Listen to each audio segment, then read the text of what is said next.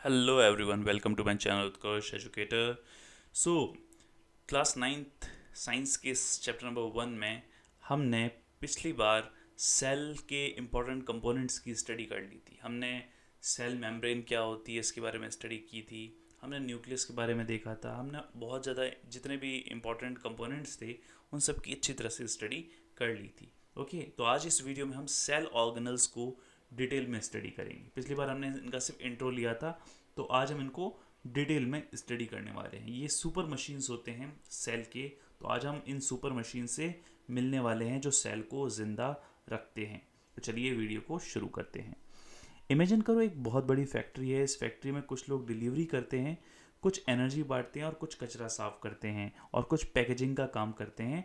तो इन्हीं मशीन्स को हमने नाम दिया है सेल ऑर्गेनल्स। ओके, यानी कुछ का काम है ट्रांसपोर्ट करना, कुछ का काम है पैकेज करना, पैकेजिंग करना।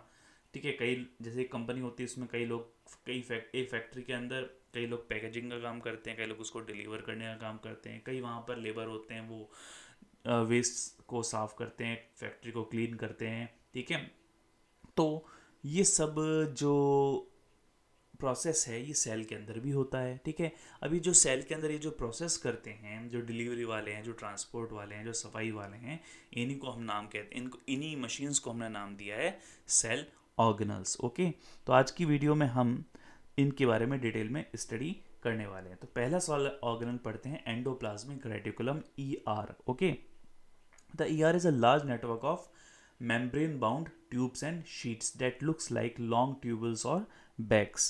Okay, so ये ER क्या होता है? ये सेल का ट्रांसपोर्ट सिस्टम है। ये सेल का क्या है?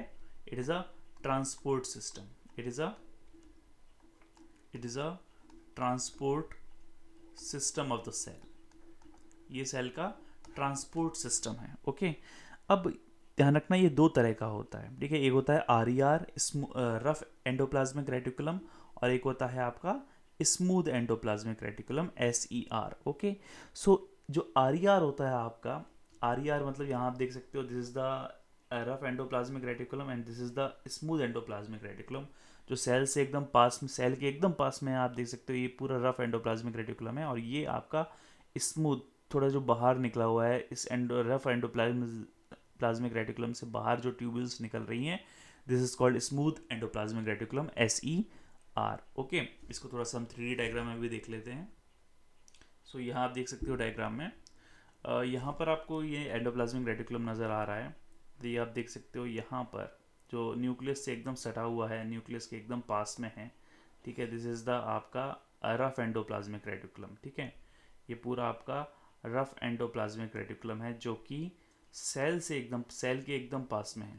ठीक है, और जो इस रफ एंडोप्लाज्मिक रेटिकुलम से बाहर निकल रहा है, आप देख सकते हो यहाँ पर,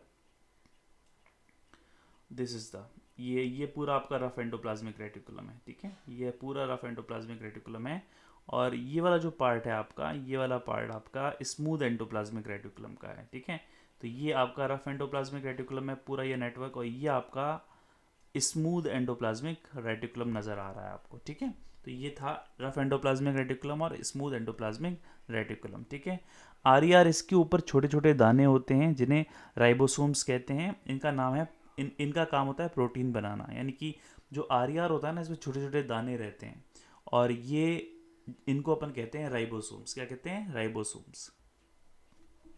इनको अपन कहते हैं राइबोसोम्स। ठीक है, मेकिंग इट लुक रफ, इनके कारण ये रफ नज़र आते हैं अपन को। ठीक है, ये इसी के कारण अपन को रफ नज़र आते हैं, क्योंकि यहाँ पर जो राइबोसोम्स होते हैं इसमें जो छोटे छोटे दाने होते हैं ये इसको रफ बनाते हैं। ठीक है, और इनका काम होता है प्रोटीन बनाना, प्रोटीन सिंथेसिस इनका काम होता है। ठीक है, तो it is responsible for the synthesis of protein. Okay, smooth endoplasmic reticulum, it lacks ribosomes, तो it helps in the manufacture of fat molecules. तो ये जो रफ स्मूथ वाला है इसका काम है फैट मॉलिक्यूल्स यानी लिपिड्स को बनाना। फैट मॉलिक्यूल्स यानी लिपिड्स को बनाना इसका काम होता है। ठीक है, अब जो आर ई आर और एस ई आर जो प्रोटीन्स और लिपिड्स बनाते हैं वही सेल मेम्ब्रेन को रिपेयर करते हैं। इस प्रोसेस को अपन कहते हैं मेम्ब्रेन बायोजेनेसिस। मेम्ब्रेन बायोजेनेसिस क्या होता है? यानी जो प्रोटीन्स और लिपिड्स रफ और स्मूथ एंडोप्लाज्मिक रेटिकुलम ने बनाए हैं, यही सेल को रिपेयर करने का काम करते हैं, and this process is called membrane biogenesis. तो ये चीज़ आपको बहुत अच्छी तरह से याद रखनी है क्योंकि ये एग्जाम में आता ही है, ठीक है। अब नेक्स्ट हम सेल ऑर्गेनल पढ़ने वाले हैं, वो है, उसका नाम है एपरेटस। एक बहुत ही खतरनाक एपरेटस है, it is called Golgi body, Golgi apparatus, ठीक है। It is a Golgi apparatus. तो ये एक अमेजोन, जैसे अमेजोन एक कंपनी है, मैंने प्रमोशन कर दिया, ठीक है, कोई अपन दूसरी कंपनी का नाम ले लेते हैं, कोई भी एक डिलीवरी कंपनी है जो प्रोडक्ट्स बनाती है उसको डिलीवर करती है, तो वहाँ पर एक डिलीवरी सेंटर होता है, ठीक है। तो अब जो प्रोटीन बना है ईआर में, यानी एंडोप्लाज्मिक रेटिकुलम में, उसको पैक करके उसको एक एड्रेस पर भेजना है, जहाँ पर उसकी ज़रूरत है वहाँ पर भेजना है। तो वो कौन करेगा? तो उसका काम है आपका गोल्जी एपरेटस का काम, गोल्जी बॉडी का काम। तो गोल्जी एपरेटस क्या करता है?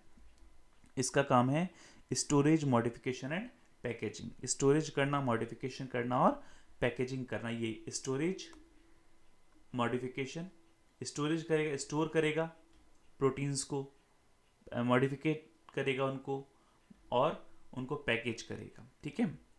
सो जैसे किसी भी कंपनी में प्रोडक्ट को पैक करके बॉक्स में डालते हैं, तो गोल्जी भी वैसे ही प्रोटीन्स को वेसिकल्स में पैक करता है। कि ये किस में पैक करता है प्रोटीन को? वेसिकल्स में। ये चीज़ आपको याद रखना है।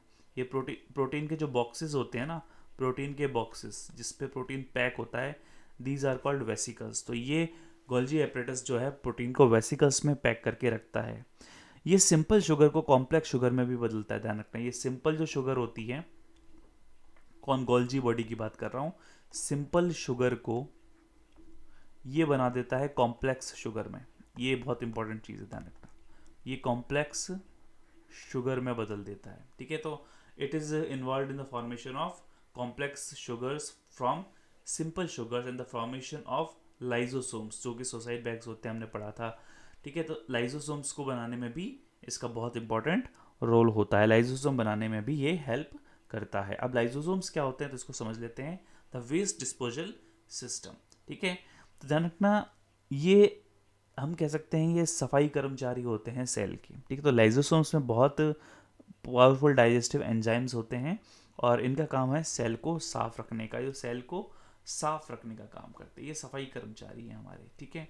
ये क्या है? सफाई कर्मचारी हैं, सेल को साफ रखने का काम करते हैं। और सुसाइड बैग्स इनको कहते हैं। They this is the why they are called suicide bags, because जब सेल डैमेज होती है तो होता क्या है, जब सेल बीमार हो जाती है या सेल डैमेज हो जाती है तो ये लाइजोसोम फट जाते हैं, बर्स्ट हो जाते हैं और अपने ही सेल को खा जाते हैं।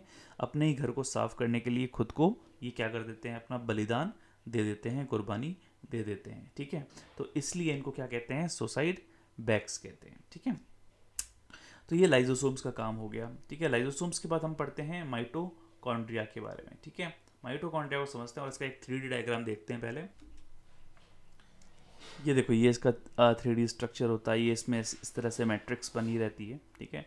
ये डायग्राम कलरफुल नहीं है बट आपको थोड़ा सा इसका स्ट्रक्चर नज़र आ रहा है। ये कुछ इस तरह का इसका स्ट्रक्चर होता है।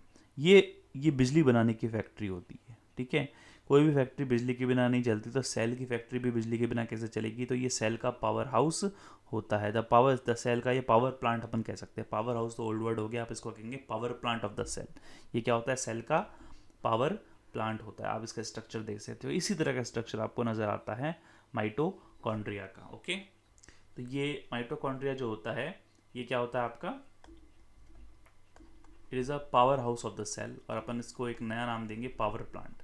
ये सेल का क्या है? ये सेल का पावर प्लांट है, ठीक है।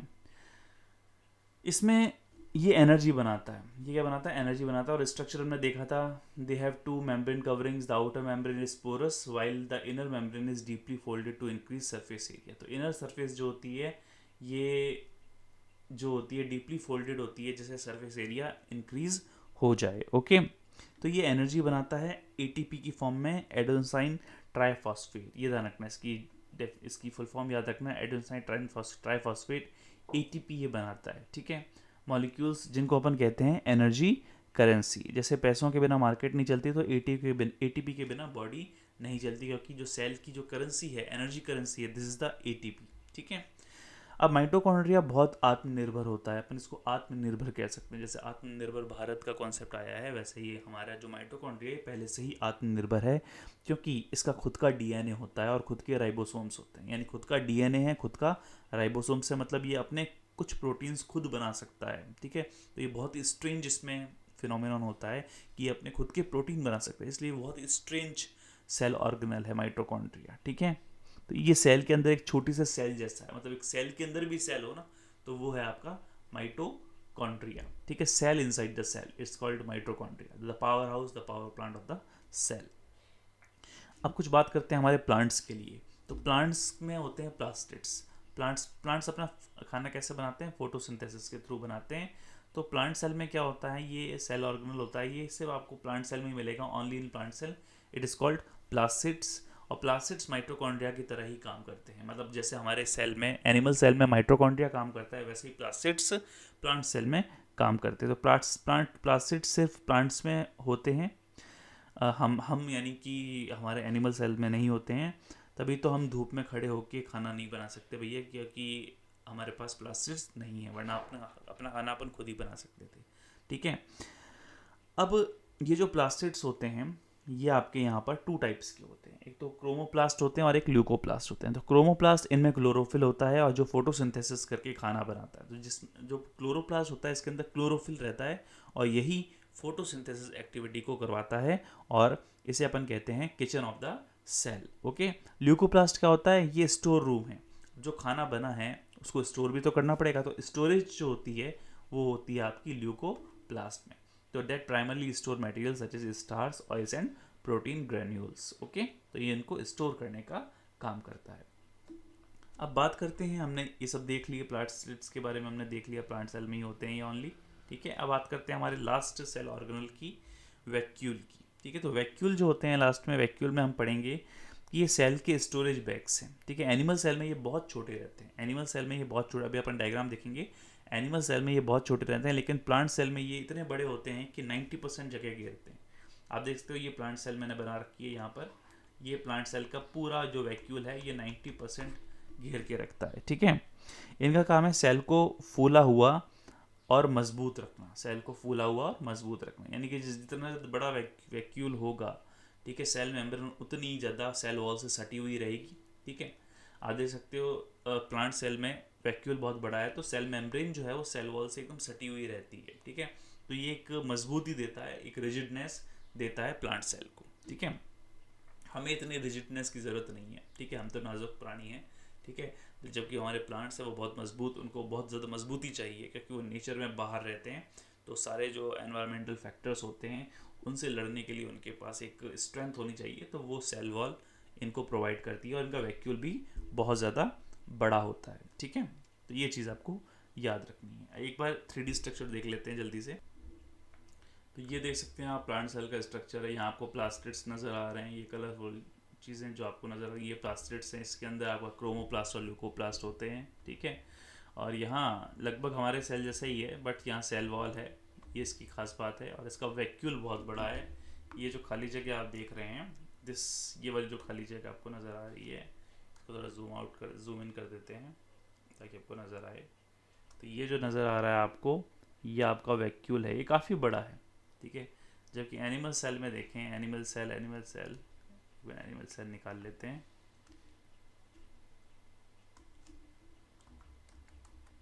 एनिमल सेल, ठीक है, एनिमल सेल निकाल लेते हैं, आपको काफ़ी अच्छे अच्छे डायग्राम्स नज़र आ रहे हैं। ठीक है, एनिमल सेल में देख लेते हैं, एनिमल सेल में वैक्यूल बहुत छोटा होता है। ठीक है, एनिमल सेल में वैक्यूल बहुत छोटा होगा, ये देख सकते हैं, ये रहा वैक्यूल।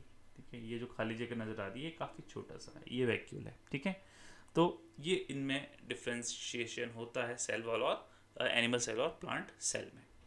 ओके, तो आज हमने सेल ऑर्गेनल्स की स्टडी कर लिया अच्छी तरह से, सारे सेल ऑर्गेनल्स को हमने स्टडी कर लिया, और इनके बारे में हमने जाना कि भाई ये किस तरह से काम करते हैं। ठीक है, तो endoplasmic reticulum, Golgi apparatus, lysosomes, mitochondria, the power house of the cell, इन सब के बारे में हमने अच्छी तरह से डीपली स्टडी की। डीपली मीन्स अभी आपको जितनी नॉलेज चाहिए बेसिक साइंस के लिए उतनी हमने कर ली है। आगे छोटे छोटे वीडियोस में लाता रहूँगा और टॉपिक्स को मैं थोड़ा और डिटेल में लेके जाऊँगा, ठीक है। पर मुझे आपका सपोर्ट चाहिए। अगर आप वीडियो देखते हो तो अपने फ्रेंड्स को ज़रूर शेयर किया करिए, ठीक है। जितने भी स्टूडेंट्स, हमारे दोस्त वीडियो को देखते हैं, वो अपने फ्रेंड्स को ये वीडियो ज़रूर पहुंचाएं, ठीक है, ताकि मुझे भी मोटिवेशन मिले और मैं आपके लिए बहुत ही अच्छा कंटेंट लेके आऊँ, क्योंकि मेरा बहुत बड़ा प्लान है आपके लिए बहुत अच्छे कंटेंट लेके आने का। बट अगर आपका सपोर्ट रहेगा तो वो कंटेंट आपको जल्द ही यूट्यूब पे मिलेगा। ओके, सो ये था आज हमारा टॉपिक, ये था आज का हमारा पूरा सेल ऑर्गेनल को हमने डिटेल में अच्छी तरह से स्टडी किया, ठीक है। जो माइक्रोस्कोपिक फैक्ट्री है ये आपको समझ में आया होगा कि कैसे एंडोप्लाज्मिक रेटिकुलम ने ट्रांसपोर्ट किया, गोल्जी ने पैक किया, माइटोकॉन्ड्रिया ने उसको पावर दी और लाइजोसोम ने सफाई की, ठीक है। तो सब मिलकर काम किया, सबका जो मिलकर काम है, पूरा जो गठबंधन है इनका, ये बड़ा ख़तरनाक है इसमें सेल के अंदर, और हमारी सेल काम करती है, ठीक है। हम इसको कंट्रोल नहीं करते, ये बॉडी जो हमारा सबकॉन्शियस माइंड है, ये इसको कंट्रोल करता है और हमें पता भी नहीं चलता, क्योंकि हम तो फ्री घूमते हैं और सेल के अंदर इतने बड़े बड़े प्रोसेसेस होते रहते हैं ट्रांसपोर्ट के, पैकेजिंग के, ठीक है। तो बहुत ही ज़्यादा यूनिक हमारी बॉडी है, ठीक है। और इसके लिए हमें गॉड का, भगवान का, ईश्वर का शुक्रिया करना चाहिए, ठीक है। हमें थैंकफुल, हमें ग्रेटफुल रहना चाहिए। ओके, तो आज की वीडियो में इतना ही पढ़ेंगे। अब आपके लिए क्वेश्चन है, कौन से 2 ऑर्गेनल्स हैं जिनके पास अपना डीएनए होता है, ठीक है। ऐसे ऑर्गेनल्स के आपको नाम बताने हैं जिनके पास खुद का डीएनए होता है। और एक और आपको काम करना है, प्लांट सेल और एनिमल सेल में डिफ्रेंशिएशन करना है। प्लांट सेल और एनिमल सेल में कम से कम आपको 6 पॉइंट्स ऐसे लिखने हैं जो कि दोनों में सिमिलर भी हों और अलग भी हों, ठीक है। तो 6 पॉइंट्स में आप सिमिलैरिटी भी बता सकते हो, डिफ्रेंशिएशन भी बता सकते हैं। ओके, सो मैं हूँ उत्कर्ष गोस्वामी। अगले वीडियो में हम ज़रूर मिलेंगे एक नए टॉपिक के साथ और कुछ इंपॉर्टेंट क्वेश्चंस के साथ। Thanks for watching, have a good day.